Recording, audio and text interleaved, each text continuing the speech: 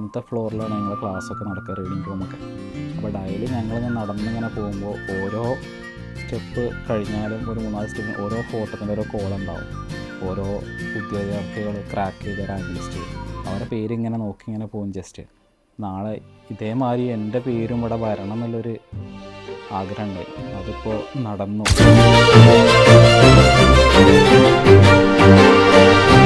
എൻ്റെ പേര് സിറാജ്. എൻ്റെ വീട് തിരുവാലിയാണ്. ഇപ്പോൾ നിലവിൽ CPO റാങ്ക് ലിസ്റ്റിലെ ഉദ്യോഗാർത്ഥി. എനിക്ക് അഡ്വൈസ് വന്നിട്ടുണ്ട്. ഞാൻ 2-3 വർഷമായിട്ട് എയ്സിൽ പഠിച്ചുകൊണ്ടിരിക്കുകയാണ്. എൻ്റെ പാർട്ട് ടൈം മറ്റ് വർക്കായിട്ടും അതിൻ്റെ ഒപ്പം തന്നെ എൻ്റെ പഠനം പോണത്. പഠനം എങ്ങനെയാണെന്ന് ചോദിച്ചാൽ, ഞാൻ രാവിലെ ഒരു 10-10:30-11 മണിയാകുമ്പോൾ അങ്ങോട്ട് വരിക. വൈകുന്നേരം ഒരു 10 മണിയോളം അവിടെ ഇരിക്കാറുണ്ട് റീഡിങ്. മെയിനായിട്ട് എയ്സിൻ്റെ പ്രത്യേകത പറഞ്ഞാൽ എനിക്ക് റീഡിങ് ഫെസിലിറ്റി അനുവദിച്ചാണ് അതിൻ്റെ ഒരു അഡ്വാൻറ്റേജായിട്ട് തോന്നുന്നത്. ഇവിടുത്തെ റീഡിങ് ഫെസിലിറ്റി വേറെ ഇൻസ്റ്റിറ്റ്യൂട്ടിനെ സംബന്ധിച്ചോളം ഒന്ന് അത്യാവശ്യം അഡ്വാൻറ്റേജ് ആയിട്ടുണ്ട്. അതിൽ മെയിനായിട്ട് എടുത്ത് പറയാല്ലേ അവിടുത്തെ റൂം, ഒപ്പം പഠിക്കുന്ന ഫ്രണ്ട്സ് എല്ലാവരും നല്ല കോപ്പറേറ്റീവ് ആയിട്ട് പഠിക്കണതൊക്കെ. ഓരോ ആൾക്കാരും ഒന്നിലൊന്ന് മെച്ചമുള്ള സ്റ്റുഡൻസാണ് ഒപ്പം ഇരുന്ന് കോമ്പറ്റീറ്റീവ് എക്സാമിന് പഠിക്കുന്നത്. അതുപോലെ എന്ത് സംശയമാണെന്നുണ്ടെങ്കിലും നമുക്ക് പറഞ്ഞു തരാനും ഓരോ സബ്ജക്റ്റിൽ BSc മാത്സ്, BA ഇംഗ്ലീഷ് അങ്ങനെ പ്രഗത്ഭരായ ഉദ്യോഗാർത്ഥികളാണ് ഞങ്ങളിപ്പോൾ ഉള്ളത്. അവർ എനിക്ക് കൂടുതൽ പറഞ്ഞു തരും ഓരോ സബ്ജക്റ്റിനെ കുറിച്ച്. ഇംഗ്ലീഷ് ആണെങ്കിൽ ഓരോരുത്തരുണ്ടാവും, അതുപോലെ മാത്സിന്, GKക്ക്, ഇതിന് ഓരോന്നിനും എക്സ്പേർട്ടായ സ്റ്റുഡൻസാണ് ഞങ്ങളിപ്പോൾ ഉള്ളത്. പോരാത്തത് ഇവിടുത്തെ ക്ലാസ്, എക്സാം ഇതൊക്കെ നിരന്തരമായിട്ട് എഴുതും. ലൈബ്രറി ഉണ്ട്, അതും ഉപയോഗിക്കാറുണ്ട്. അതിൻ്റെയൊക്കെ ഒരു എഫക്റ്റാണ് റിസൾട്ടിലേക്ക് വന്നത്. പിന്നെ ആഴ്ചയിലൊരു എക്സാം എന്തായാലും ഞങ്ങൾ ഇവിടെ നിന്ന് എഴുതാറുണ്ട്. ഫ്രണ്ട്സൊക്കെ ഒന്നിച്ചിരുന്ന് എഴുതുക.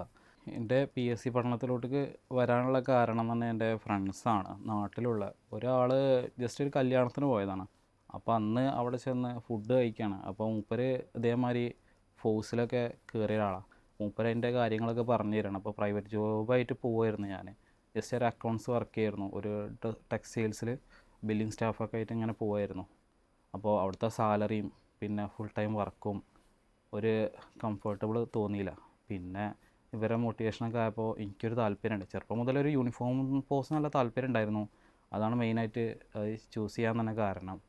അപ്പോൾ അങ്ങനെ പഠനം വരുന്നത് എൻ്റെ ഫ്രണ്ട്സ്, കോളേജിലൊപ്പം പഠിച്ച 2 ഫ്രണ്ട്സ് ഉണ്ടായിരുന്നു. അവർ ഇവിടെ എയ്സിൽ സ്ഥിരമായിട്ട് കോച്ചിങ്ങും ക്ലാസ്സൊക്കെ എടുത്ത് പഠിച്ചിരിക്കുന്ന ആളാണ്. ഇവിടുത്തെ റീഡിങ് ഫെസിലിറ്റിയൊക്കെ എന്നോട് കൂടുതലിങ്ങനെ പറയും. വേറെ സെൻറ്ററിനൊക്കെ അപേക്ഷിച്ച് ഇവിടുത്തെ സെൻറ്ററിൻ്റെ റീഡിങ് ഫെസിലിറ്റി 24 hours വേറൊരു സെൻറ്ററിനെക്കാട്ടിലും അത്രയും ഇവിടെ ഈ സെൻറ്റർ ഇവിടുത്തെ ഉദ്യോഗാർത്ഥികൾ കൊടുക്കുന്നുണ്ട്. അതിനുള്ള റിസൾട്ടും ഇവിടെ ഉദ്യോഗാർത്ഥികൾ കാഴ്ച വെക്കുന്നുണ്ട്. എൻ്റെ പഠന രീതി എയ്സിൽ സാധാരണ രാവിലെ വരും. അപ്പോൾ രാവിലെ വന്നാൽ എനിക്ക് ടഫുള്ള സബ്ജക്റ്റ് ആയിരുന്നു ഇംഗ്ലീഷൊക്കെ.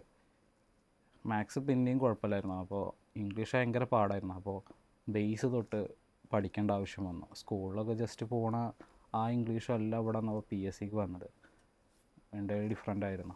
അപ്പോൾ ഇംഗ്ലീഷിന് കൂടുതൽ പ്രാധാന്യം കൊടുത്ത് ഒരു 2 മണിക്കൂറൊക്കെ ഡെയിലി വരുമ്പോൾ തന്നെ ഇംഗ്ലീഷാണ് നോക്കുക.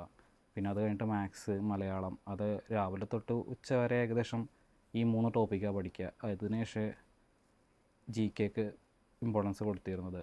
പിന്നെ കറണ്ട് അഫയർ പത്രം വായിക്കും. പിന്നെ തൊഴിൽ വാർത്ത, തൊഴിൽ വിദ്യയിൽ തന്നെ കറണ്ട് അഫയേഴ്സിൻ്റെ ഇത്, പിന്നെ എയ്സിൻ്റെ മെറ്റീരിയൽസ് ഞങ്ങൾക്ക് ഓരോ എക്സാമിൻ്റെ മുന്നോടിയായിട്ട് തരും. അതൊക്കെ ഇങ്ങനെ റെഫർ ചെയ്തിട്ടാണ് ഞങ്ങൾ പഠിച്ചിരുന്നത്. പഠന സമയത്ത് നേരിടേണ്ടി വന്നൊരു വെല്ലുവിളി എന്താ വെച്ചാൽ, സ്ഥിരമായിട്ട് നമ്മൾ ആൺകുട്ടികളെ ഫേസ് ചെയ്യണമെന്ന് പറഞ്ഞാൽ ഇങ്ങോട്ട് വരണമല്ല ബസ് ചാർജ്, അതുപോലെ പെട്രോള്, ഇവിടുന്ന് ഫുഡ് കഴിക്കേണ്ടി വരും. ഇങ്ങനെയൊക്കെ വീട്ടുകാരെ ആശ്രയിക്കാൻ വളരെ ഒരു ഗതികേടായിരുന്നു പണ്ടേ.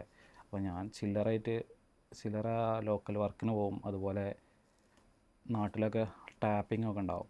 അപ്പോൾ അതിനൊക്കെ രാവിലെ എണീറ്റ് ഒരു 5-6 മണിയാകുമ്പോൾ എണീറ്റ് ടാപ്പിങ്ങിന് ഒരു 2-3 മണിക്കൂർ ഉണ്ടാവും. അതിൻ്റെ ജസ്റ്റ് വെട്ടിക്കൊടുത്ത് പോരും. പിന്നെ അതൊക്കെ ഉള്ളതുകൊണ്ടാണ് മെയിനായിട്ട് പഠനം നടക്കുന്നത്. ഈ പഠനം നടക്കുമ്പോൾ തന്നെ എക്സാമൊക്കെ എഴുതുക. അപ്പോൾ എക്സാമിനൊന്നും തീരെ മാർക്ക് ഉണ്ടാവില്ല. അപ്പോൾ 10, 15, 20 അങ്ങനെയൊക്കെയാണ് മാർക്ക് ഉണ്ടായിരുന്നത് ആദ്യമൊക്കെ.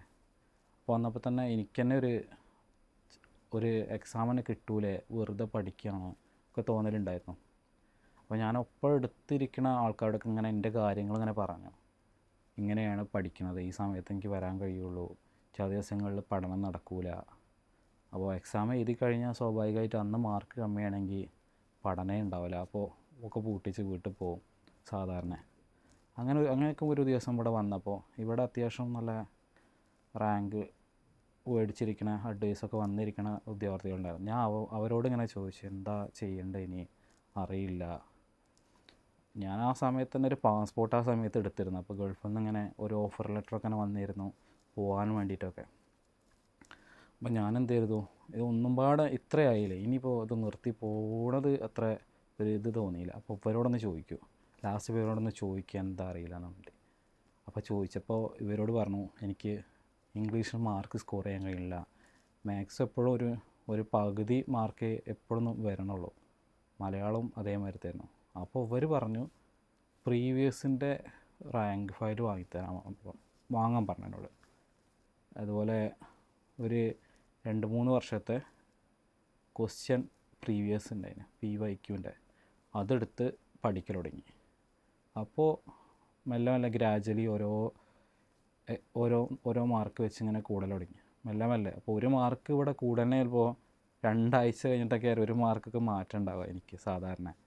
അത് ഓരോരുത്തർക്ക് ഡിപ്പെൻസ് അപ്പോണാണ്, എനിക്കങ്ങനെ സംഭവിച്ചിട്ടുള്ളത്. അപ്പോൾ കൂടുതൽ മാർക്ക് സ്കോർ ചെയ്യൽ തുടങ്ങി. ലാസ്റ്റ് വെച്ച് ഇംഗ്ലീഷിന് തീരെ മാർക്കില്ലാത്ത ഒരാളായിരുന്നു ഞാൻ. അത് എനിക്ക് കഴിഞ്ഞ എക്സാമിനൊക്കെ ഏകദേശം 9 മാർക്കോളം സ്കോർ ചെയ്യാൻ കഴിഞ്ഞിട്ടുണ്ട്. അവർ പറഞ്ഞ പാറ്റേണിൽ പോയതുകൊണ്ട്, ആ ഇംഗ്ലീഷിൻ്റെ പ്രീവിയസ്, ഗ്രാമർ, പിന്നെ എയ്സിൻ്റെ എക്സാമൊക്കെ എഴുതിയുകൊണ്ട് കറക്റ്റ് ഷെഡ്യൂൾ വെച്ച് ഞാൻ പഠിക്കാൻ തുടങ്ങി. ഓരോ ടോപ്പിക്കും വെച്ച് ഇംഗ്ലീഷ്, മാത്സ്, മലയാളം ഇതിലാണെങ്കിൽ തീരെ മാർക്കില്ലാത്ത സബ്ജക്റ്റായിരുന്നു. അപ്പോൾ ഓരോന്നിനും സമയം കൊടുത്ത് മെല്ലെ ഗ്രാജ്വലി ഇത് ഇംഗ്ലീഷായി. പിന്നെ എക്സാം സംബന്ധിച്ച് എക്സാം അടുക്കും തോറും മാർക്കൊരു നോർമലായി വന്നു. പിന്നെ ഒന്നും പാടെ സമയം സ്പെൻഡ് ചെയ്യേണ്ടി വന്നു, ഒന്നും പാടെ ഒന്ന് എഫേർട്ട് ഇട്ടു. അപ്പോൾ GK അത്യാവശ്യം കുഴപ്പമില്ലാത്ത രൂപത്തിൽ ഇതായി. പണ്ടൊക്കെ CPO എന്ന് പറഞ്ഞാൽ പെട്ടെന്ന് കിട്ടുന്നുള്ളൊരു ഇതിലായിരുന്നു എല്ലാവരും എക്സാമിന് വന്നിരുന്നത്. ഇപ്പം അത് ഒരു 50-60 ആ റേഞ്ചൊക്കെയാണ് കട്ട് ഓഫിൻ്റെ റേഞ്ച് ഇപ്പോൾ വന്നിട്ടുള്ളത്. ഇപ്പോൾ പഴയ ആൾക്കാരൊക്കെ CPO അല്ലേ, CPO പെട്ടെന്ന് കിട്ടുന്ന രൂപത്തിലാണ് എല്ലാവരും വന്ന് പഠിക്കുക. ഇപ്പം നല്ല എഫേർട്ട് ഇട്ടാൽ തന്നെ കിട്ടുള്ളൂ. എന്ന് വെച്ചാൽ ചെറിയ ലിസ്റ്റാണ് വരണത്, അതിൽ തന്നെ പകുതി പേർക്ക് അപ്പോയിൻമെൻറ്റ് കൊടുക്കുള്ളൂ. ഗവൺമെൻറ്റിൻ്റെ ഓരോ അതൊക്കെ പാടെ ഇതാവുമ്പോൾ തന്നെ നമുക്കൊരു പഠനത്തിന് ചെറിയ മടുപ്പ് വരാറുണ്ട് പഠനത്തിന് ശേഷം. അപ്പോൾ അതൊക്കെ കണ്ടിട്ടാണ് ഞാൻ പഠനം ഒന്നും പാടെ ഊർജിതമാക്കിയത്. ഓരോ സബ്ജക്റ്റ് വൈസ് വെച്ച് പഠിച്ച്. അപ്പോൾ എല്ലാത്തിലും അത്യാവശ്യം കുഴപ്പമില്ലാത്ത രൂപത്തിൽ ഓരോ എൻ്റെ ഫോഴ്സായിരുന്നു ഇഷ്ടപ്പെട്ട തസ്തിക, ഫോഴ്സിൽ ഏതെങ്കിലും തസ്തികയിൽ കയറി പറ്റണമെന്നായിരുന്നു. അതുതന്നെ CPO ആയിരുന്നു വന്നത്. അപ്പോൾ അതിനുള്ള ഏകദേശം കയറി പറ്റാത്ത രൂപത്തിൽ മാർക്ക് സ്കോർ ചെയ്യാൻ കഴിഞ്ഞു. പിന്നെ എനിക്കൊരു അഡ്വാൻറ്റേജ് ചോദിച്ചാൽ വർഷം എക്സാം ഉണ്ടായിരുന്നു. അപ്പോൾ ഒരു എക്സാം അഥവാ പാളിക്കഴിഞ്ഞാൽ തൊട്ടടുത്ത എക്സാം കഴിഞ്ഞൊരു 8-9 മാസം കഴിഞ്ഞ് അടുത്ത എക്സാം വരുന്നുണ്ട്. അപ്പോൾ അങ്ങനെ ഒരു അഡ്വാൻറ്റേജും ഈ കാലഘട്ടത്തിൽ എനിക്ക് നേടാൻ കഴിഞ്ഞിട്ടുണ്ട്. പഠന സമയത്ത് എൻ്റെ ഏറ്റവും വലിയ സപ്പോർട്ട് എന്ന് പറഞ്ഞാൽ ഫ്രണ്ട്സ് തന്നെയായിരുന്നു. ഈ ഒരു മേഖലയായിട്ട് സംബന്ധിച്ച ആൾക്കാരെ കയ്യിൽ നിന്നുള്ള സപ്പോർട്ടാണ് എനിക്ക് മെയിനായിട്ട് ഇവിടെ നിൽക്കാൻ കഴിയുക. അപ്പോൾ വെറുതെ നമ്മൾ ചായ കുടിക്കാൻ പോകുന്ന സമയത്തും ഞങ്ങളൊരു 5-6 പേരുണ്ട്. ഇവരെപ്പോഴും ചർച്ച ചെയ്യുക, ഏതെങ്കിലും ടോപ്പിക്കിനെ കുറിച്ച് ചോദ്യങ്ങൾ ഇങ്ങനെ ചോദിച്ചുകൊണ്ട് നിൽക്കും. അന്ന് നടന്ന ഓരോരുത്തർ വായിച്ച തൊഴിൽ വാർത്ത, തൊഴിൽ വീതി, അതുപോലെ എയ്സിൻ്റെ റാങ്ക് ഫയൽ, ഏതെങ്കിലും ഒരു പോർഷൻ തീർത്ത പേരുണ്ടാവും.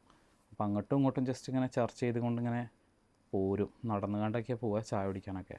അപ്പോൾ ആ സമയത്ത് ഏകദേശം ഒരു അരമണിക്കൂർ 3/4 മണിക്കൂർ ഞങ്ങൾ എടുക്കും. ആ സമയത്തൊക്കെ ഇങ്ങനെ പോരുമ്പോൾ ഇതൊക്കെയാണ് മെയിനായി ചർച്ച ഉണ്ടായി. എക്സാം സംബന്ധിച്ച് അടുപ്പിക്കുക, അങ്ങനെയാണ് സാധാരണ നടക്കാറ്. അതിൻ്റെയൊക്കെ ഒരു എഫക്റ്റ് ഇതിലുണ്ടായിട്ടുണ്ട്. പിന്നെ ഫാമിലിയായിട്ട്, ഫ്രണ്ട്സായിട്ടും എല്ലാവരും നല്ല സപ്പോർട്ട് ഉണ്ടായിരുന്നു. എക്സാം ക്രാക്ക് ചെയ്യാൻ വേണ്ടി എന്തായാലും ഇറങ്ങി തിരിച്ചല്ലേ, അതിന് റിസൾട്ട് ഇല്ലാതെ പിന്മാറരുതെന്നൊരു എപ്പോഴും പറഞ്ഞിരുന്നു വീട്ടുകാരും ഫ്രണ്ട്സൊക്കെ ആയിട്ട്. അതാണ് മെയിനായിട്ടൊരു ബാക്ക് ബോൺ ഉണ്ടായിരുന്നത്. ഞാൻ ഇവിടെ വന്നപ്പോൾ ഈ സ്റ്റെപ്പ് കയറാണ്ട് ഏറ്റവും 4ാമത്തെ ഫ്ലോറിലാണ് ഞങ്ങളെ ക്ലാസ്സൊക്കെ നടക്കുക, റീഡിങ് റൂമൊക്കെ. അപ്പോൾ ഡെയിലി ഞങ്ങളിങ്ങനെ നടന്നിങ്ങനെ പോകുമ്പോൾ ഓരോ സ്റ്റെപ്പ് കഴിഞ്ഞാലും ഒരു 3-4 സ്റ്റെപ്പിന് ഓരോ ഫോട്ടോത്തിൻ്റെ ഓരോ കോളുണ്ടാവും. ഓരോ ഉദ്യോഗാർത്ഥികൾ ക്രാക്ക് ചെയ്ത റാങ്ക് ലിസ്റ്റ്, അവരെ പേരിങ്ങനെ നോക്കി ഇങ്ങനെ പോകും. ജസ്റ്റ് നാളെ ഇതേമാതിരി എൻ്റെ പേരും ഇവിടെ വരണം എന്നുള്ളൊരു ആഗ്രഹം ഉണ്ടായിരുന്നു. അതിപ്പോൾ നടന്നു. ഇതിൻ്റെ ഭാഗമായിട്ട് ഇതിങ്ങനെ കണ്ടുകൊണ്ടിരിക്കുമ്പോഴും അവരിടയ്ക്ക് ആ റാങ്ക് ലിസ്റ്റിൽ പെട്ട ആൾക്കാർ ഞങ്ങളെ മുന്നോട്ട് ഇങ്ങനെ വരും. ഓരോ ദിവസങ്ങളൊക്കെ ഫ്രീ ആകുമ്പോഴൊക്കെ ജോലി ഇല്ലാത്ത സമയത്തൊക്കെ വരും. ജസ്റ്റ് ഇങ്ങനെ ഇവിടെ പഠിച്ചതിൻ്റെ ഭാഗമായിട്ട് പോലും വരും. അപ്പോൾ അവർ തരുന്ന സപ്പോർട്ട് പറഞ്ഞാൽ വളരെ വലുതായിരുന്നു. അതുതന്നെ ഞങ്ങൾക്കൊരു പ്രത്യേക ഒരു മോട്ടിവേഷനായിരുന്നു. ഞങ്ങൾ ഒപ്പം ഇരുന്ന് പഠിച്ച ആൾക്കാർ റാങ്ക് ലിസ്റ്റിൽ പെട്ട് ഓരോ ദിവസം ഇങ്ങനെ ജോലിക്ക് കയറുന്നുണ്ട്. അവന്മാർ ഓരോ ദിവസം ഓരോ ട്രീറ്റ് വാങ്ങാനായിട്ട് ക്ലാസ്സിൽ മിഠായി കൊണ്ടുവരും. അപ്പോൾ ഇങ്ങനെ ഓരോ ദിവസം നമുക്കും കൊടുക്കണം എന്നുള്ളൊരു ഇതൊക്കെ ഉണ്ടായിരുന്നു, ഇതൊക്കെ റെഡി ആയിട്ട്. അപ്പോൾ അങ്ങനെയൊക്കെ ഒരു ആഗ്രഹത്തിൻ്റെ ഫലമായിട്ട് എല്ലാം നടന്ന്. പിന്നെ ഇപ്പോൾ പഠിച്ചുകൊണ്ടിരിക്കുന്ന ഉദ്യോഗാർത്ഥിയോടേക്ക് പറയാനുള്ളത്, ആരെന്തെന്നെ പറഞ്ഞാലും നമ്മൾ ഇറങ്ങി തിരിച്ചു.